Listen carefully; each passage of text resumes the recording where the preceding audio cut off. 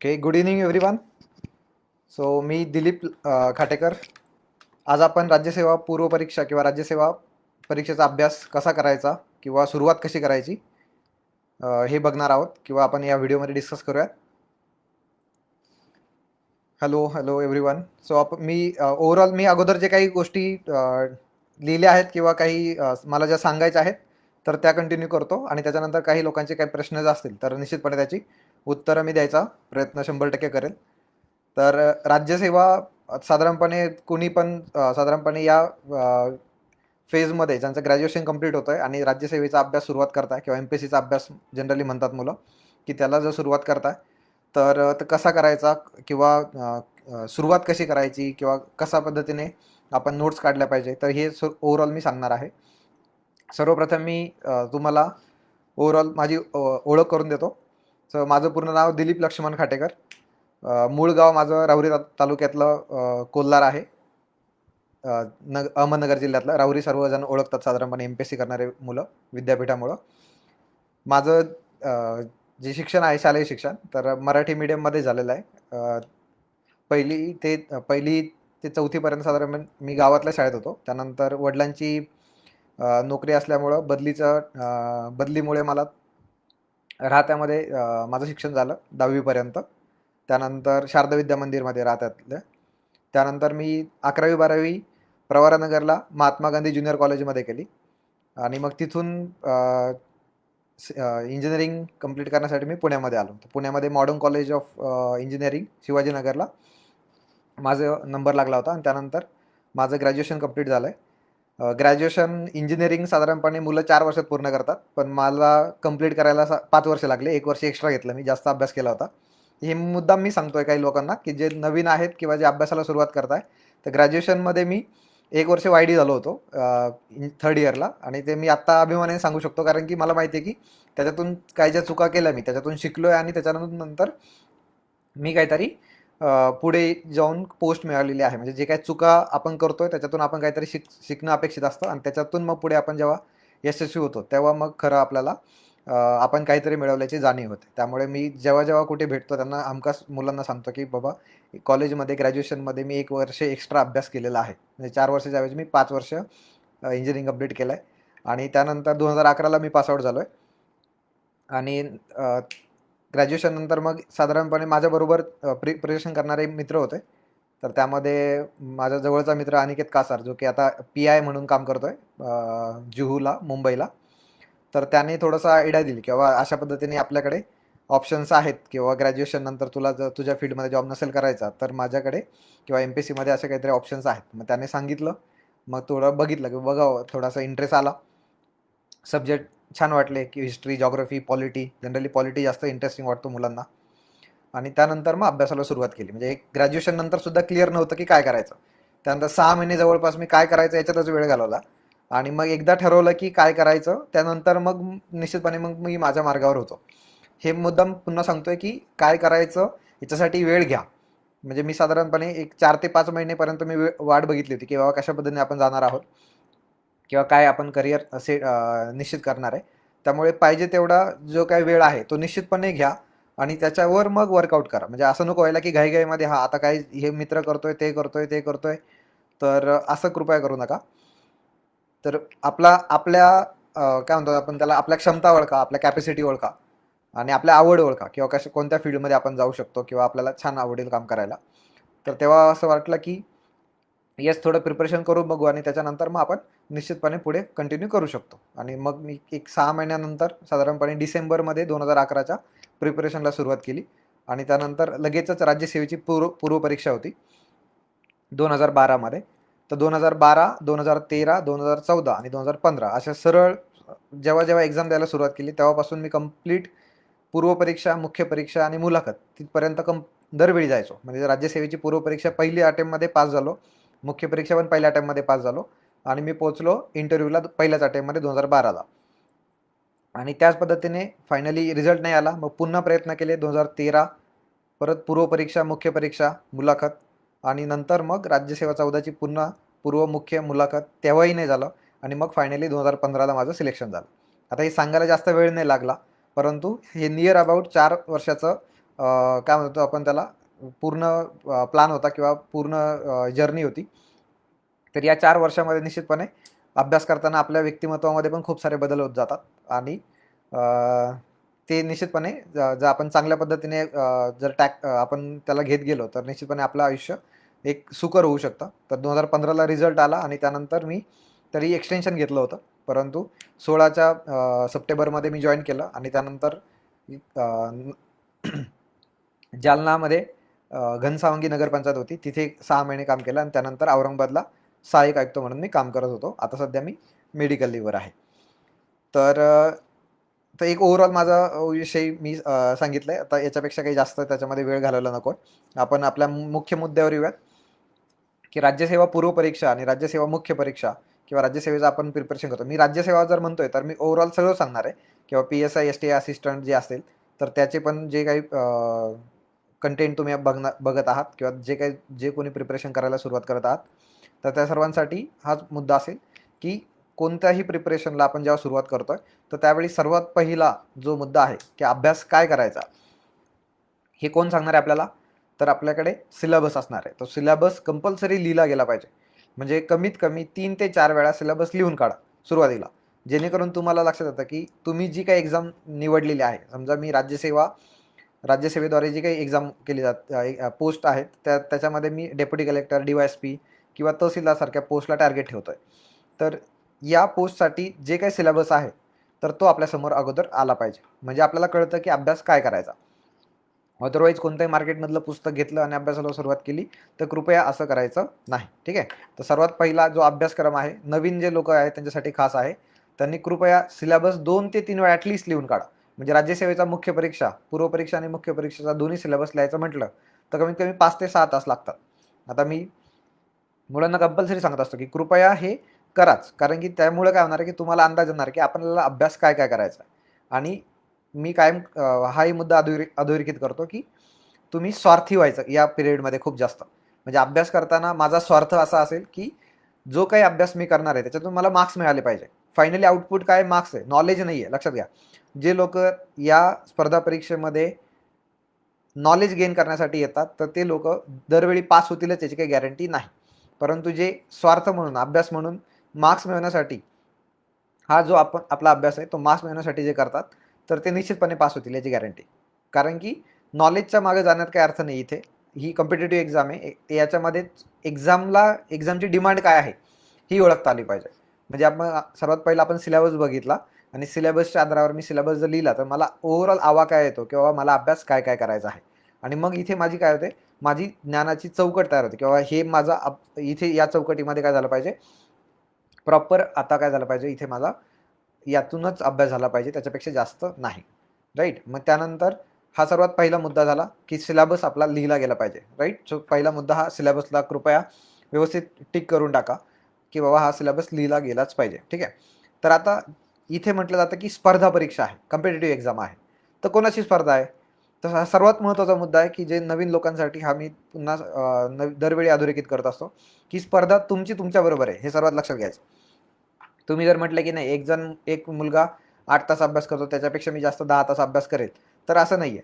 तुम्ही तुमच्या अँगलने ठरवा की माझ्या कॅपॅसिटीज किती आहे किंवा मला आत्तापर्यंत ग्रॅज्युएशनचे मार्क्स किती आहेत. कारण की तुम्ही जेव्हा या स्पर्धा परीक्षेमध्ये येता त्यावेळी MD झालेला डॉक्टर तो पण इथे प्रिपरेशन करत असतो तुमच्याबरोबर कॉम्पिटिशनमध्ये.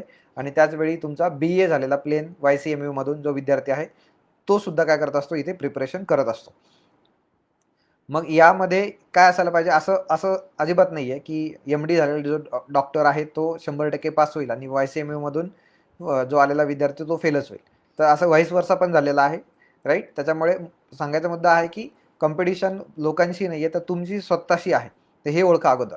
आणि मग याच्यातून मग स्वतःशी कॉम्पिटिशन आहे याचा अर्थ काय झाला की मला दररोज माझ्यामध्ये सुधारणा करायची आहे. मग प्रत्येक गोष्टामध्ये म्हणजे माझं जर मी म्हणतोय की मी 12 तास कॅपॅसिटी आहे माझी अभ्यास करण्याची, तर दुसऱ्या दिवशी 1 तास वाढवून बघा. एखाद्याला वाटतं की 14 तास मी बसू शकतो, तर 1 तास आणखी 1 वाढवून बघा. म्हणजे स्वतःमध्ये दररोज 1 तास इम्प्रूव्हमेंट करता तुम्ही आणि त्याच्यातून जर चांगला रिझल्ट येतोय तर ते खूप जास्त फायदेशीर ठरणार आहे. त्यामुळे स्पर्धा स्वतःशी आहे हे लक्षात घ्या. अभ्यासाची पद्धती जी काय आहे तुम्ही आता मी सांगणार आहे तुम्हाला की अभ्यास कसा करायचा आहे आणि ते शक्यतो फॉलो करायचा प्रयत्न करा, जेणेकरून तुम्हाला आपण सुरुवात जर केली अभ्यासाला तर या पद्धतीने अजिबात पुढे त्रास होणार नाही. ठीक आहे. तर स्पर्धा कोणाशी आहे लक्षात आलं, की स्पर्धा तुमची स्वतःची आहे, हे सगळ्यात क्लिअर असू द्या. ठीक आहे. त्यानंतर दुसरा मुद्दा, आता हा मुद्दा झाला स्पर्धा स्वतःशी आहे. आता दुसरा मुद्दा कंपॅरिझन, की आपण काय करतो, खूप जास्त वेळा बाकीच्यांबरोबर कंपॅरिझन करतो. समजा मी ग्रॅज्युएशन झाल्यानंतर माझ्याबरोबरचे मुलं खूप सारे IT मध्ये जॉबला गेले आणि त्यानंतर त्यांचे पॅकेजेस वाढत गेले, कारण की आपला पास व्हायला 4 वर्ष लागले होते. ठीक आहे. मग त्या केसमध्ये त्याच्या अगोदरपासून मी थोडंसं अर्निंग सुरू केली होती स्वतःसाठी. 2 वर्षानंतर म्हणजे जे 12-13चे एक्झाम झाले होता त्याच्यानंतर मी थोडासा अर्निंग टीचिंग थ्रू सुरू केली होती, जेणेकरून मी माझा सस्टेन होऊ शकतो. तर सांगायचा मुद्दा आहे की जेव्हा माझ्याबरोबरचे लोक IT मध्ये जॉब करायला गेले त्यांचे पॅकेजेस वाढत गेले आणि मग आपण समजा असं कंपॅरिझन करायला लागलो किंवा अरे त्याचा पुण्यामध्ये फ्लॅट झाला, माझं तर काहीच नाही, किंवा मी अभ्यासिकेमध्ये अभ्यासच करतोय, किंवा काही लोक आणखीन गाडी घेतली, 2 व्हीलर घेतली, तर ते फिरायला जातात शनिवार रविवार. तर हे आयुष्यात तुम्हाला जगता येणार नाहीये. इथे तुम्हाला तुम्हाला स्वतःचा वेळ काढायला, तुम्हाला जे काय हॉबीज आहेत किंवा तुम्हाला फिरायला जाणं आहे, हे सर्व तुम्ही करू शकतात. परंतु त्यासाठी एक पर्टिक्युलर रविवारचा वेळ काढणं अपेक्षित आहे आणि मागचे 6 दिवस पूर्ण छानपैकी अभ्यासच झाला पाहिजे. तर या अँगलने थोडंसं प्रिपरेशन आपलं असायला पाहिजे. ठीक आहे. त्यामुळे मी जे सांगतो की कंपॅरिझन करायचं नाही. म्हणजे जे IT मध्ये जॉब करणारे मित्र आहेत माझे, मग मी त्यांच्याबरोबर जो कंपॅरिझन करत बसलो असतो तर माझा अभ्यास कधीच झाला नसता. राईट ना. ग्रॅज्युएशन झाल्यानंतर जनरली मुलींचा असा प्रॉब्लेम होतो की ग्रॅज्युएशन झाल्यानंतर ते पुण्यात येतात आणि त्यांच्याबरोबर ज्या ग्रॅज्युएशन झालेल्या मुली गावाकडे राहिलेल्या, त्यांचं लग्न होऊन जातात आणि मग पुढचं आयुष्य चालू होऊन जातं आणि मग आपल्याला असं वाटतं की आपण कुठेतरी मागे राहिलो काय आयुष्यात, आणि मग फायनली मग त्याच्यामध्ये काय होतं, आपण कंपेअर करायला सुरुवात करतो. तर सर्वात पहिला मुद्दा आहे कंपेअर करायचं नाही. सो हे क्लिअर की कंपॅरिझन याच्यामध्ये नको आहे. आता दुसरा पुढचा मुद्दा आहे महत्त्वाचा, की अभ्यासाची सुरुवात कशी करायची, म्हणजे नेमका सुरुवात करताना मला काय करायचं आहे. आता इथे झालं क्लिअर की पहिला मुद्दा काय म्हटलं आपण, सिलेबस तुम्ही लिहिलेला आहे. तो सिलेबस लिहिला आहे. आता याच्या पुढचा जो मुद्दा आहे महत्त्वाचा, तर तो असणार आहे आपला, की आपण प्रिव्हियस इयरचे क्वेश्चन पेपर आपल्यासमोर असायला पाहिजे. आता मी जनरली क्लासमध्ये सांगत असतो की तुमच्याकडे काय आहे, तर सिलेबस आहे. सिलेबस काय सांगतो, अभ्यास काय करायचा, राईट ना, किंवा आपल्याकडे चौकट अभ्यासाची कशी आहे. मग प्रत्येक सिलेबसमधला प्रत्येक मुद्दा हा इक्वली इम्पॉर्टंट असेल असं होणार नाही. म्हणजे आपण म्हणतो ना की हाताचे 5ही बोटं सारखे नाही आहेत, एक मोठा एक छोटा, या अँगलने. तर इथे सिलेबसमधले सुद्धा सगळे मुद्दे तुम्हाला समान मार्क्स देणार नाहीये. आणि मग कोणता मुद्दा मला किती मार्क्स देतो हे कोण सांगणार आहे मला, माझे प्रिव्हियस इयरचे क्वेश्चन पेपर. म्हणजे सिलेबस तुम्हाला सांगतो की अभ्यास काय करायचा आणि त्यातील काही मुद्दे किती भर द्यायचा किंवा त्याच्यावर किती इम्पॉर्टन्स द्यायचा किंवा किती इम्पॉर्टन्स द्यायचा नाही एखाद्या मुद्द्याला, हे कोण सांगणार तुम्हाला, प्रिव्हियस इयरचे क्वेश्चन पेपर सांगणार.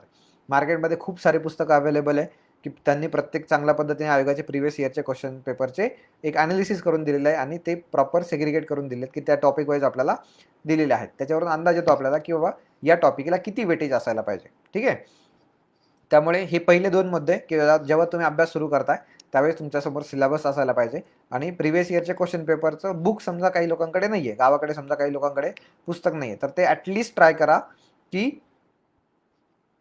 मी काय करेल की ॲटलिस्ट त्याच्यामध्ये आयोगाच्या वेबसाईटवरून प्रिव्हियस इयरचे क्वेश्चन पेपर डाउनलोड करेल, म्हणजे मला आणखी थोडासा अंदाज येऊ शकतो. अदरवाईज मग फक्त ब्लाइंडली सुरू करताय सिलेबस बघून, तर हे पण कृपया करू नका. सो सिलेबस आणि प्रिव्हियस इयरचे क्वेश्चन पेपर, जर तुमच्याकडे बुक नसेल कोणतं तर त्यासाठी तुम्ही आयोगाची वेबसाईट बघू शकता. PDF अवेलेबल आहेत आरामात, मागचे 2012 पासून 11 पासूनच्या PDF अवेलेबल आहेत. सर्व PDF तुम्ही डाउनलोड करू शकता आणि तुम्ही एक ओव्हरऑल अंदाज घेऊ शकता की साधारणपणे आयोगाचे क्वेश्चन कसे आलेले आहेत. ठीक आहे. क्वेश्चनवर जास्त भर देऊ नका. मी आता इनिशियली म्हणेल की पहिल्या स्टेजमध्ये तुम्ही आहात, तर साधारणपणे तुमच्या क्वेश्चनच्या इम्पॉर्टन्सवर किंवा वेटेजवर भर द्या, त्या टॉपिकच्या वेटेजवर भर द्या, जेणेकरून तुम्हाला अंदाज येईल. किंवा समजा हिस्ट्रीचा अभ्यास करताय तर महात्मा गांधींचा इरा जो आहे किंवा महात्मा गांधींच्या कालावधीमध्ये जे काही घडामोडी झाल्या ते जास्त महत्त्वाचे असतील, किंवा आझाद हिंद सेना असेल ती जास्त महत्त्वाची असेल. तर हे मला कसं कळलं, प्रिव्हियस इयरच्या क्वेश्चन पेपरवर. ठीक आहे. सो पहिले 2 मुद्दे झाले, सिलेबस आणि प्रिव्हियस इयरचे क्वेश्चन पेपर. आता सुरुवात कोणती करायची हा बऱ्याच लोकांचा प्रश्न असतो की कोणत्या विषयाने सुरुवात करायची.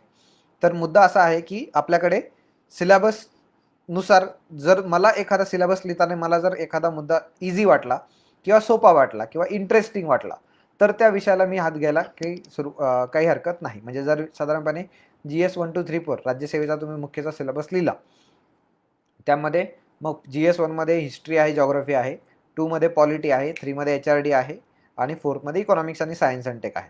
तर मला पॉलिटी जास्त इझी वाटतो किंवा मला तो जास्त इंटरेस्टिंग वाटला आणि म्हणून मी तो पॉलिटी सब्जेक्ट वाचायला घेणार आहे. किंवा हिस्ट्री इंटरेस्टिंग वाटला किंवा जॉग्रफी वाटला.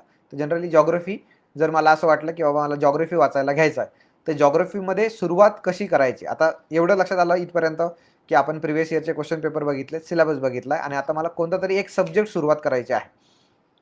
तर मी सुरू करतोय जॉग्रफी. समजा मी जॉग्रफी घेतलाय. मग आता जॉग्रफीसाठी सुरुवात कशी करायची, मग कोणतं बुक घ्यायचं मार्केटमधून, की रेफरन्स बुक घ्यायचं की आता स्टेट बोर्ड वाचायचं. तर कोणत्याही विषयाला सुरुवात करताना एक मुद्दा लक्षात घ्यायचा की सुरुवात आपली स्टेट बोर्डच्या पुस्तकातून झाली पाहिजे किंवा NCERT कडून. आता NCERT इंग्लिशमध्ये आहे, तर काही लोकांना इंग्लिशचा जास्त त्रास होत असेल तर काय करूयात आपण, त्याला मार्केटमध्ये पुन्हा एकदा NCERTचं मराठीत भाषांतर केलेले सुद्धा पुस्तकं आहेत. परंतु आय विल सजेस्ट की स्टेट बोर्ड तुम्ही वाचा आणि त्याच्यानंतर NCERT इंग्लिशमध्ये वाचायला काही हरकत नाही, कारण की ग्रॅज्युएशन झालेल्या मुलाला इंग्लिश समजतं. ठीक आहे ना, काही अडचण यायला नको आहे. जर तुम्हाला नकोच असेल तर मग तुम्ही बुक घ्या की ज्याच्यामध्ये तुम्ही जे मराठीमध्ये ट्रान्सलेट करून दिलेलं आहे. पण पुन्हा एकदा काय होतं की ट्रान्सलेट करताना काही गोष्टी थोड्याफार इकडे तिकडे होऊ शकतात. त्यामुळे मूळ पुस्तक कधी पण वापरणं आपल्यासाठी लाभदायक ठरणार आहे. त्यामुळे आता सर्वात पहिलं काय झालं मग माझं, की आता विषय ठरला, सर मी आता जॉग्रफीचा अभ्यास करणार आहे. ठीक आहे, काय हरकत नाही. मग आता मी सांगितलं स्टेट बोर्ड, तर येस मी स्टेट बोर्डची पुस्तकं घेतोय किंवा माझ्याकडे बालभारती बालभारतीवरून डाउनलोड करून टाकतोय सर्व PDF. ठीक आहे. मग आता PDF डाउनलोड केला, आता मी जॉग्रफीचा अभ्यास सुरू करतोय. मग काय करणार, जनरली मुलं काय करतात, 5वीचं पुस्तक घे, जॉग्रफीचं वाचून टाकलं, 6वीचं घ्या वाचून टाकलं, 7वीचं घ्या वाचून टाकलं. तर हे व्हायला नको आहे. राईट का, कारण की इथे सुरुवात आपण जो करतोय तर पुस्तकं वाचून, पुस्तकं आयोगाने कधी म्हटलंय का की 6वीचं पुस्तक वाचा, 7वीचं पुस्तक वाचा, तर नाही, कृपया असं करू नका. ठीक आहे का, कारण की आपल्याला काय माहिती असायला पाहिजे की ठीक आहे मी जॉग्रफीचा सुरू करतोय अभ्यास, तर आता मी 6वीचं 7वीचं पुस्तक वाचलं आणि त्या पद्धतीने नोट्स काढल्या तर नकोय, कृपया तसं करू नका. तर काय करायचं की तुम्ही आपल्या अभ्यासक्रमामधला जो मुद्दा आहे, समजा असं मी म्हटलं की माझ्या जॉग्रफीमध्ये मी वातावरण हा सब्जेक्ट ठेवलेला आहे किंवा मी समोर पहिल्यांदा घेतोय की मला आवडतं वारे किंवा त्यांची दिशा किंवा प्रेशर किंवा मग मान्सून. राईट, हे मला मुद्दे इंटरेस्टिंग वाटतात, मला ते जाणून घ्यायची इच्छा होते, म्हणून मी तो टॉपिक घेतला. मग आता काय करा की तो टॉपिक सर्व बुकमध्ये कोणत्या कोणत्या टॉपिकला आहे, कोणत्या कोणत्या ठिकाणी आहे. आता मी इथे लिहिलंय साधारणपणे, इथे जर मी तुम्ही स्टेट बोर्डसाठी मी सांगतोय साधारणपणे स्टेट बोर्डसाठी कशा पद्धतीने असणार आहे. 6वीचं पुस्तक आहे, इयत्ता 6वीचं, त्याच्यामध्ये 4था आणि 5वा चॅप्टर तो इझी आहे किंवा जो मला मान्सूनच्या अँगलने लक्षात घ्यायचा किंवा हवामानाच्या प्रकरणाचा अभ्यास करायचा. त्याच्यामध्ये हवामान आणि तापमान दिलेलं आहे 6वीचं. ठीक आहे, 6वीच्या बुकमध्ये प्रकरण 4 आणि 5 मध्ये. 7वीच्या बुकमध्ये पुन्हा एकदा प्रकरण 4 आणि 5 मध्ये हवेचा दाब आणि वारे दिलाय, एकमेकांची निगडीत आहे. ठीक आहे. त्यानंतर त्याच 7वीच्या पुस्तकामध्ये 8 नंबरला ऋतुनिर्मिती दिलाय.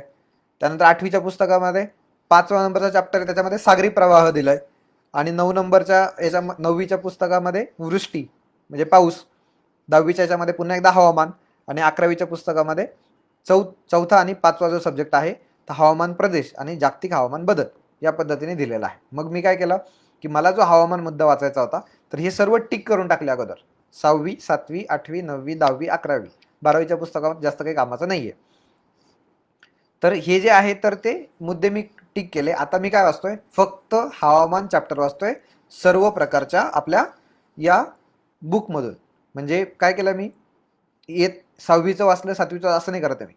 6वीमधून हवामान वाचला, 7वीमधून हवामान वाचला, 9वीमधून हवामान वाचला आणि त्याच्या नोट्स काढून ठेवलं. समजताय का. तर या पद्धतीने शक्यतो आपला प्रिपरेशन असायला पाहिजे. आणि मग तेव्हा तुमच्या लक्षात येईल की एकदा सर्व कंटेंट तुमच्या एकाच वेळी एका ठिकाणी असणार आहे. अदरवाईज काय होतं, 6वीचं स्टेट बोर्डमधल्या नोट्स काढल्या ते एका वहीमध्ये, 8वीच्या काढल्या त्या दुसऱ्या वहीमध्ये, 9वीच्या काढल्या दुसऱ्या वहीमध्ये. आयोगाने कधीही म्हटलेलं नाहीये की तुम्ही तुमच्या स्टेट बोर्डच्या नोट्स काढा म्हणून. राईट ना. आपण स्टेट बोर्डमधून जे काही जॉग्रफीचा कंटेंट वाचतोय त्याचा माझा जो एक्झामचा अँगल टॉपिक आहे त्या टॉपिकला मी काय करतोय, चांगल्या प्रकारे प्रिपेअर करतोय. आणि मग त्याच्यासाठी मी बेसिक कन्सेप्ट क्लिअर असायला पाहिजे, म्हणून मी काय केलं, आता एक छानपैकी हवामान आणि तापमान किंवा हवामानाविषयीचे सर्व काही टॉपिक्स आहेत ते क्लब केले आणि माझ्या नोट्समध्ये लिहिले. येते का लक्षात. तर हा मुद्दा इथे आपल्याला लक्षात घ्यायचा आहे. आणि पुन्हा एकदा, तर आता तुम्ही म्हटले की आता सर येस क्लब झालाय, आता क्लब झालंय तर आता पुढे काय, पुढे कसं करणार आहे. तर पुढे काय करणार की आता आपण नोट्स काढायला सुरुवात करणार. मग नोट्स काढायच्या म्हणजे काय, तर सर्वात पहिला मुद्दा तर मी इथे तुमच्या पुढे काही गोष्टी लिहिलेल्या आहेत की कशा पद्धतीने आपण जाणार आहोत. तर इथे मी साधारणपणे आता किती लोकांना दिसेल मला अंदाज नाही आहे, तर मी पुन्हा एकदा वाचतो थोडक्यात की काय लिहिलेलं आहे ते. तर इथे पहिला मुद्दा, सो आता आपले स्टेजेस काय काय लक्षात आल्या, मी काय अभ्यास करायचा ठरवलेला आहे, मी सिलेबस लिहिला आहे, प्रिव्हियस इयरचे क्वेश्चन्स माझ्या समोर आहेत, आणि त्यानंतर आता मी सुरुवात करतोय ही जॉग्रफीला, की जो माझा इंटरेस्टिंग सब्जेक्ट वाटला मला, की मान्सून वगैरे आता जे करंटमध्ये असणार आहे. मग आता याच्याशी संबंधित माझ्या सिलेबसमध्ये कुठे आहे, तर त्याला मी अंडरलाईन केलं. लेटेस्ट असे म्हणूयात की त्याला GS1चा जो सिलेबस आहे राज्यसेवा मुख्य परीक्षेचा, त्याच्यामध्ये 3.2 हा एक मुद्दा आहे, त्याच्यामध्ये वातावरणाविषयी दिलेला आहे. मग त्याला मी अंडरलाईन केली त्या सिलेबस खाली, आणि मग मी काय केलं, आता नोट्स काढायला सुरुवात केली. मग नोट्स काढायला सुरुवात करताना काय करतोय, तर मी जे तुम्हाला आता इमेज हे दाखवलेलं आहे, पेपर दाखवला, त्याच्यामध्ये मी असं लिहिलं की पहिले रीडिंग, फर्स्ट रीडिंग कसं असेल की तुम्ही नवखे आहात, तुम्हाला काही माहिती नाहीये.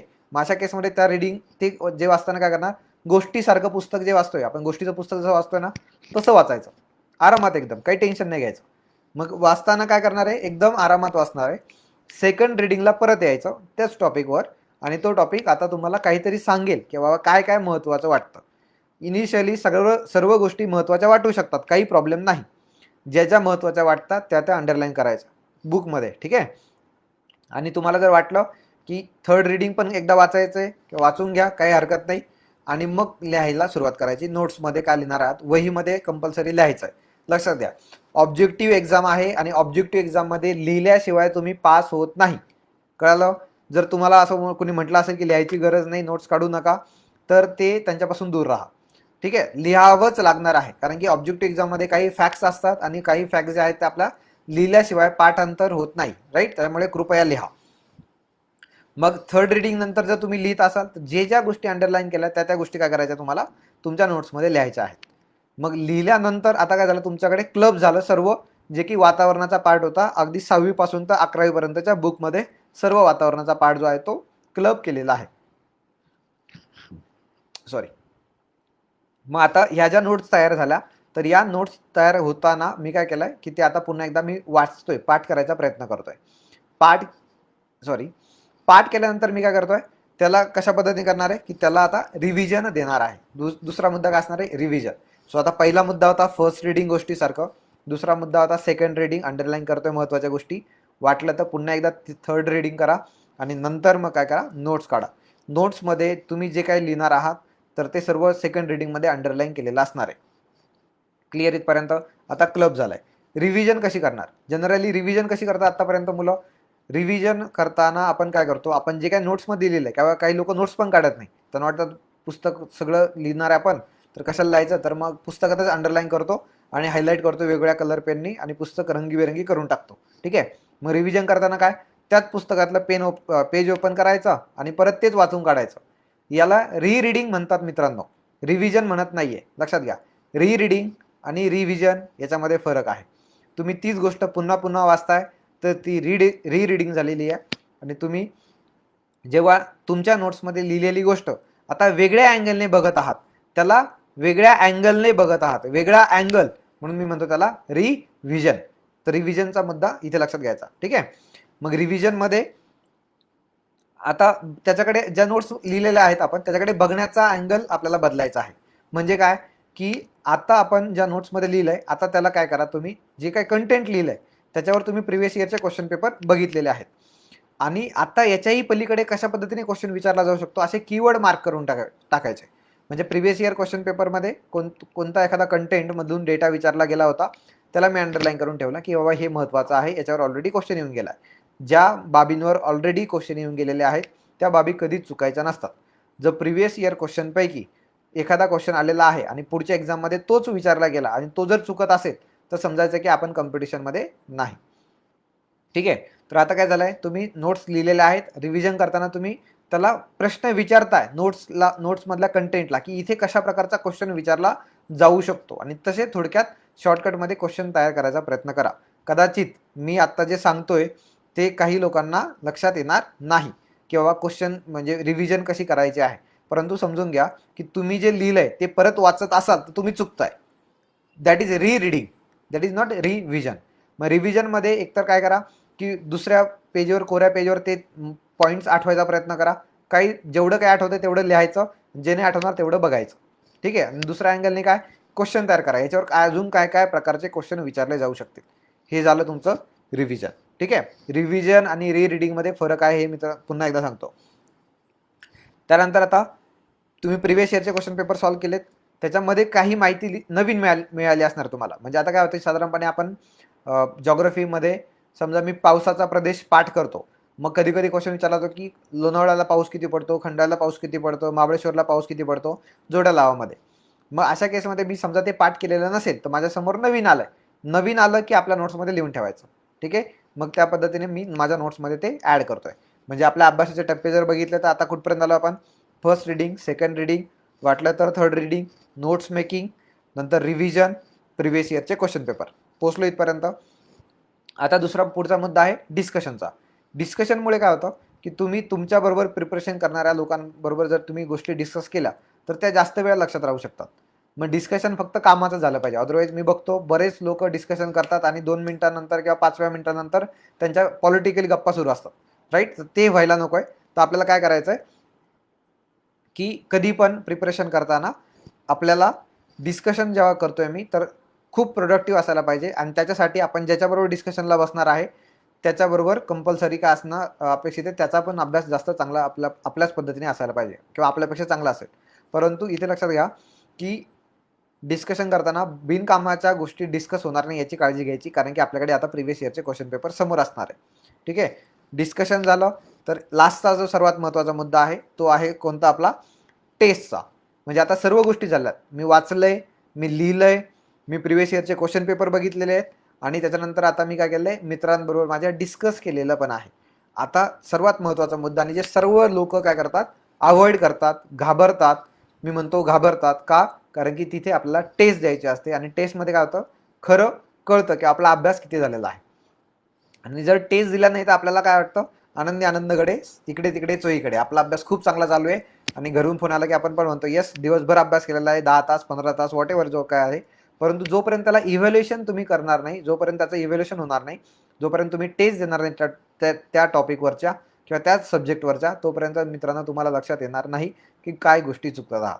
पॉलिटीमध्ये असं बऱ्याच वेळा होतं की खूप सारे मुलं पूर्णच्या पूर्ण पुस्तक पाठ करतात किंवा सगळा कंटेंट माहिती असतो आणि एक्झाम हॉलमध्ये गेल्यानंतर 150 पैकी 70, 72, 75 मार्क्स घेऊन येतात, जे की सर्वात जास्त त्रासदायक ठरतं. जे तुम्हाला एक्झाममध्ये जर तुम्हाला पास व्हायचं असेल तर तिथे पॉलिटीसारख्या विषयाला 110 पेक्षा कमी असून चालत नाही. तिथे तुम्हाला 72 पडले तर तुम्ही पूर्णपणे कॉम्पिटिशनच्या बाहेर असता. हा मुद्दा पुन्हा एकदा लक्षात घ्यायचा.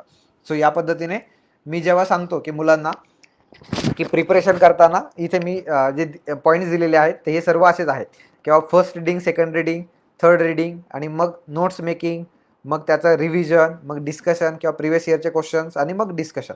ठीक आहे. तर आणि मग लास्टला जो सर्वात महत्त्वाचा मुद्दा आहे तो टेस्टचा. जर टेस्ट देत असाल किंवा टेस्ट आपण करत असाल वेगवेगळे क्वेश्चन पेपर सॉल्व्ह करून किंवा वेगवेगळ्या क्लासेसच्या टेस्ट पेपर सॉल्व्ह करून, तर काय होणार आहे, आपण आपलं अभ्यास पर्टिक्युलर टू द पॉईंट नेत आहोत. ठीक आहे. आणि मग जी लास्टची लाईन आहे जी मी क्लासमध्ये सांगत असतो की या फेजेसमध्ये जर तुमचा अभ्यास झाला तरच हा अभ्यास आहे, अदरवाईज तो आभास आहे. अभ्यास आणि आभास याच्यामध्ये हा बेसिक फरक आहे आणि तो तुमच्या लक्षात आला पाहिजे. अभ्यास म्हणजे या पद्धतीने तुम्ही फॉलो करत असाल तर तुम्ही खरंच अभ्यास करत आहात. अदरवाईज तुम्ही स्वतःला सांगताय की मी अभ्यास करतोय आणि तो फायनली अभ्यास न करता तुम्ही काय करत आहात, आभास करत आहात. आणि आभास फायनली काय करतो, एक्झाममध्ये त्रास देतो, तो छळतो. राईट. तुम्हाला मग असं वाटतं की आपलं 4 वर्ष प्रिपरेशन झालं, 3 वर्ष प्रिपरेशन झालं, आणखीन त्यापेक्षा जास्त वर्ष प्रिपरेशन झालं आणि रिझल्ट का येत नाही आहे.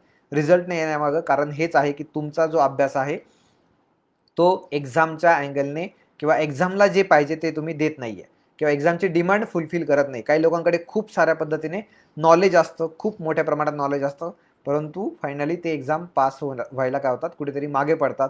आणि हा बेसिक फरक याच्यामध्ये असणार आहे किंवा आपल्याला लक्षात घ्यायचा आहे. बाकी तुम्ही प्रिपरेशन करताय किंवा गायडन्ससाठी खूप सारे व्हिडिओज अवेलेबल यूट्यूबवर, राईट. परंतु आपल्याला पुन्हा एकदा लक्षात घ्यायचं आहे की आपलं यूट्यूब आणि पुन्हा एकदा यूट्यूब, व्हॉट्सअप किंवा टेलिग्राम किंवा आणखीन हे फेसबुकवरचे व्हिडिओ बघून तुम्ही फक्त तुम्हाला काय करता की वेळ वाया घालवता. याच्यापेक्षा येस, आता काही वेळासाठी मोटिवेशनल व्हिडिओ बघायला पाहिजे, काही काही वेळासाठी इन्फॉर्मेशन काही मिळत असेल तर ते पण बघा, काही हरकत नाही. परंतु याच्यामध्ये सर्वात महत्त्वाचा जो आहे तो अभ्यास हा या सर्व गोष्टी सोडून होत असतो. म्हणून मी कायम सांगत असतो विद्यार्थ्यांना की तुम्ही अभ्यास करताना मोबाईल बंद ठेवा. हे सगळ्यात मोठं काय आहे, चॅलेंज आहे, की तुम्ही जर मोबाईल बंद ठेवू शकत असाल तर तुम्ही आयुष्यात एमपीएससी नाही, दुसरं कोणतंही चॅलेंज ठेवा तुमच्या आयुष्यामध्ये, टार्गेट ठेवा, ते सर्व तुम्ही फुलफिल करू शकता, पूर्ण करू शकता. परंतु जोपर्यंत तुम्ही प्रिपरेशन करताना मोबाईल ऑन ठेवून अभ्यास करताय आणि मग अभ्यास करता करता काहीतरी आठवलं आणि नेटवर सर्च केलं आणि मग बघितलं की व्हॉट्सअपवरचं खूप सारे मेसेज आलेले आहेत आणि मग त्याच्यामध्ये चांगल्या आणि वाईट प्रकारचे दोन्ही ग्रुप असतात. मग शाळेतला ग्रुप असतो, कॉलेजचा ग्रुप असतो किंवा आणखी काय वेगवेगळे ग्रुप असतात. बिनकामाचा वेळ जातो आणि जो मी म्हणतो कायम क्लासमध्ये अभ्यास करताना किंवा प्रिपरेशन करताना मुलांना सांगत असतो की आपला स्वार्थ कायम जागा ठेवा. या स्वार्थामध्ये मी माझ्या घरच्यांना सांगितलं की प्रिपरेशन करतोय आणि मला पोस्ट मिळवायची आहे, हा माझा स्वार्थ आहे आणि त्याच्यासाठी मला माझा वेळ खूप चांगल्या पद्धतीने नियोजन करायचं आहे. तर हे चांगल्या पद्धतीने नियोजन केलं तर यस, इनिशियली अभ्यास सुरू केल्यानंतर साधारणपणे 2 वर्षापर्यंत तुम्ही प्रिपरेशन करून पोस्ट मिळवू शकता, इथपर्यंत अभ्यास होऊ शकतो. काही वेळा लक अनलक की आपण असू शकतो, तर काही वेळ जास्त लागू शकतो, परंतु जो प्रिपरेशन चांगल्या पद्धतीने करतो तो निश्चितपणे पास होतो. आणि इथे जे प्रिपरेशन करणारे खूप सारे आहेत, परंतु प्रिपरेशन पाहिजे तसं एक्झाम ओरिएंटेड प्रिपरेशन करणारे खूप कमी आहेत आणि म्हणून ते लोक पास होतात, कमी लोक पास होतात, जास्त लोक न पास होत नाही. ठीक आहे, तर प्रिपरेशन करणाऱ्यांमध्ये आणि चांगलं प्रिपरेशन, एक्झाम ओरिएंटेड प्रिपरेशन करणाऱ्यांमध्ये हा आपला बेसिक मूलभूत फरक असायला पाहिजे आणि हा कायम ठेवा, जेणेकरून तुम्हाला पाहिजे ते यश लवकरात लवकर मिळेल. ठीक आहे, तर होपफुली जे लोक बघत असतील त्यांना काही प्रॉब्लेम म्हणजे जे काही डाऊट्स असतील ते होपफुली क्लिअर झाले असतील. तर सो माझ्याकडचा जो काही कंटेंट सांगायचा होता तो मी सांगितलेला आहे, त्यामुळे आजचा जे सेशन आहे ते थांबूया. ठीक आहे, अजून ऑल द बेस्ट. खूप सारा येणारा काळ खूप कठीण आहे आणि आपल्याला अभ्यासाशिवाय दुसरा कोणताही जवळचा सोल्युशन नाही आहे. अभ्यासामध्ये मी क्लासमध्ये पण सांगत असतो आणि मुलांना सांगत असतो की सगळ्यात सोपं आहे जी गोष्ट तुम्ही करत आहात, अभ्यास सगळ्यात सोपा आहे. काय, टेबल आहे, खुर्ची आहे, फॅन आहे, लाईट आहे, सगळं असतं अभ्यासिकेमध्ये. अभ्यासच करायचा असतो, खड्डा खोदण्यापेक्षा खूप इझी आहे. त्यामुळे अभ्यास करा, तुमचं जे टार्गेट आहे त्याला समोर ठेवा आणि जोरदार प्रहार करा. All the best. Thank you very much.